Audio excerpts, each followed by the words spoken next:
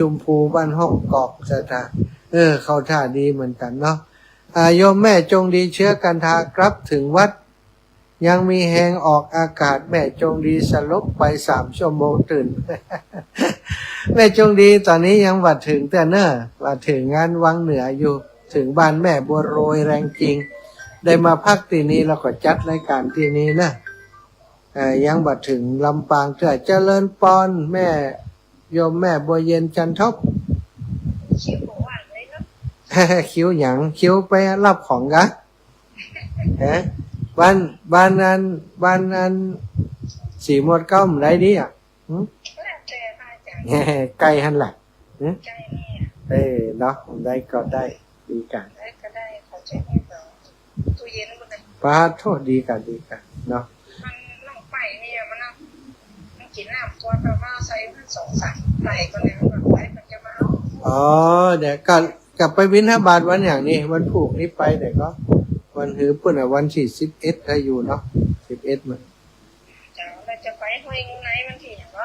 ห้วยงูในนี่วันที่12 เดือนหน้าแม่12 เดือนมิถุนายนกรกฎาเนาะยกชัดฉลองงานปล่อยหลวงเปิ้นเจ้าแม่เจ้าบุญรักษาแม่เด้อแม่บัวเย็นจันทดนี่โอ้โหเป็นโยมแม่ที่คอยรับภาระหลายอย่างเนาะกิจกรรมงาน วัดบรรพตสถิตนี่ทำได้โยมแม่บัวเย็นจันทบนี่อิฐนักแก่นะเป็นเครื่องคว้าสืบชะตาการด้านพิธีต่างๆนี่ยกคือโยมแม่จัดการเนาะยกคือเลยนะฝ่ายปปนี้จะต้องออกกายใจจ่ายคนเดียวพร้อมนะก็ถือว่าโยมแม่เป็นคนที่สร้างบุญญาบารมีร่วมกันได้ช่วยกันขับเคลื่อนงานของการเผยแผ่ที่อาตมาภาพมาทำที่จังหวัดลำปางนี้โยมแม่บัวเย็นจันทบนี่จะเป็นกลุ่มแรกๆที่ไปแอวหาอาตมาภาพที่อุทยานธรรมสุนทรมุนีจนปัจจุบันนี้อีแม่ก็ยังติดตามดูแลอาตมาอยู่พร้อมกับศรัทธาพี่น้องบ้านสีหมวด9บ้านหนองยามเนาะติดตามกันมาเมื่อนานแล้วเหมือนกันศรัทธาวันนี้ก็ไปเยี่ยมแฟนรายการคนหนึ่งชื่อว่าป่อบุญปั่นป่อน้อยบุญปั่นมโนครและครอบครัวโยมป่อช่วงก่อนบอกค่อยสบายพออาตมาแล้วก็ครูบาอาจารย์ทราบข่าวว่าป่อน้อยบุญปั่นบ่สบายวันนี้ไปที่วัดพระพุทธบาทอุดมน้ำบ่อสาวาบหันเปิ้นมาก็เลยปากันหลวงปู่ดอยท่านพระครูอภิวัตรท่านอาจารย์พระครูปริยัติรัตนโชติแล้วก็คณะสัตยาติโยมติดตามไปด้วยกันแล้วก็ปากันไปแอวหาโยมป่อน้อยบุญปั่นมโนครถึงสวนของเปิ้นเป็นสวนใหญ่เป็นฟาร์มใหญ่หลาย10 ไร่ศรัทธาเปิ้นปลูกกระท้อนปลูกไม้ผลแล้วก็ปลูกพืชพักต่างๆเป็นพริกเป็นอะไรอย่างต่างๆโดยเป็นครอบครัวที่อบอุ่นมีสระป่าอยู่กลางทุ่งกลางนาร่มรื่นสบายเนาะได้ไปแอวหาเพิ่นก็อาการดีขึ้นแล้วแล้วก็ไปแอวหาแม่อุ้ยอุ่นเนาะแม่อุ้ยอุ่นวงเมธาแล้วก็แม่ละพรวงเมธาไปหาหลวงพ่อเจ้าคุณที่วัดเฉลิมพระเกียรติด้วยไปวัดห้วยงูในไปดูเพิ่นก่อสร้างที่บูรณะเจดีย์ของ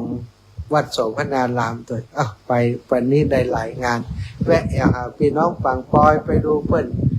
จะเปิดสร้างพระธาตุที่ปางปอยตัวนี่ก็คือวันนี้เหนื่อยทั้งวันตั้งแต่ตี 4ออกเดินทางจนตอนนี้ก็ยังไม่ได้พักผ่อนกันเตื้อวันนี้กลับไปถึงก็คงสลบสลายสถาน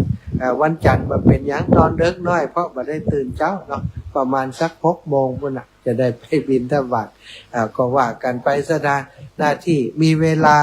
เหลือน้อยก็ใจสอยให้มันเกิดประโยชน์ทำดีที่สุดเท่าที่มนุษย์คนอื่นจะทำได้เนาะเท่าที่เรามีบ่ามีแหงอยู่มีความรู้มีความสามารถที่พอจะรับใช้พระศาสนารับใช้ครูบาอาจารย์ได้ต่อใดก็ทำเท่าที่เราทำได้แต่ว่าจะทำให้ดีที่สุดนะ อ้าวศรัทธาญาติโยมเวลานี้ก็หมดเวลาแล้วเวลาใกล้จะหมดเวลาแล้วก่อนจะนำรายการจากลาขอบคุณเนอะแม่เรนูชัยวงศ์โยมพ่อโยมแม่ที่ฟังรายการอยู่ตังเจียงใหม่ตังสารปีแจ้งมาว่าฟังอยู่ชัดเจนน้อมไว้สาธุเจ้าท่านพระอาจารย์ขอบคุณนักเนอะโยมแม่เอาละศรัทธาเวลาหมดเวลาอาตมาภาพก็จะได้นำรายการจากลาไปก่อนขอความสุขความสัสดีจงมีแก่ศรัทธาสาธุชนทุกคนทุกท่านจัตตารโอธรรมาวะทันติอายุวันโนสุขังภะลัง